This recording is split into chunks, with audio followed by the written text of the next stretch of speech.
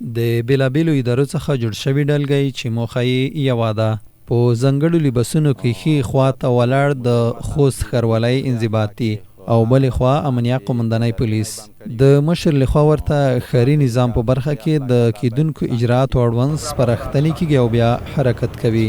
او هر هغه میټر چې په لیارې باندې کړي دي یا رشکې دي لیارې باندې کړي دي هغې ته به اول هدایت کوي چې لرې شه که نه لرې کېدو بیا به میټر وری پرچه به ورته لیکي چې خپله سزا وویني. په عملیاتو کې له ځانګړو وسایطو کار اخلي او مشر یې په ټینګار سره ترې غواړي چې ښاریانو سره ښه چلند ترسره کړي. السلام علیکم. تاسو کوم میټر چې د ترافیکي اصول خلاف کې لوړ وي او په هغه اجراات وکړي خو چې خفه نه کوي چاته تکلیف ورنه کوي. صحیح شوه.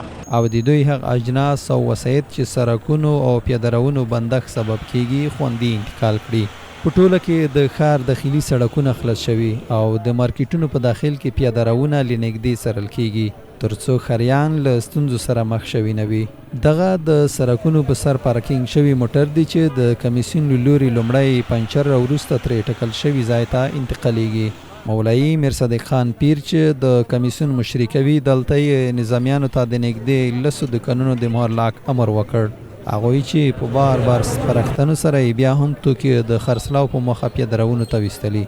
عام ښاریان او هغه کسان چې د یاد کمیسیون لخوا یې وسایط او یا هم توکي انتقال شوي خپله ځانونه ګرم بولي او له نورو ښاریانو غواړي چې ښاري نظم په پام کې ولري.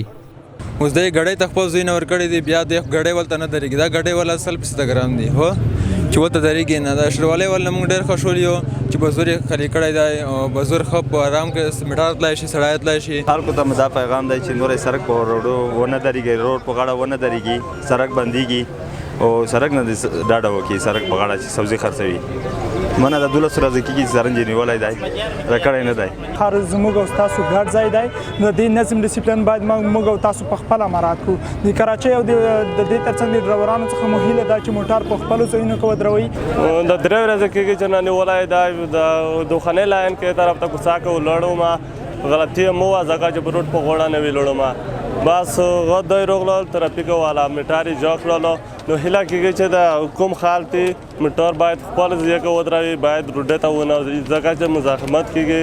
د یادونې ده چې خوست ښاروالۍ له لوري په ښار کې د لسي ګاډیو درلودونکو کسانو ته ځانګړي ځایونه په نښه او تیار شول خو د دوی له لوري نه ورتګ بیا هغه څه دي چې کمیسیون یې په چټکو اجرااتو مجبور کړ او هره ورځ له ښار څخه ګڼ وسایط او توکي د ځانګړو ورځو په موخه انتقالیږي.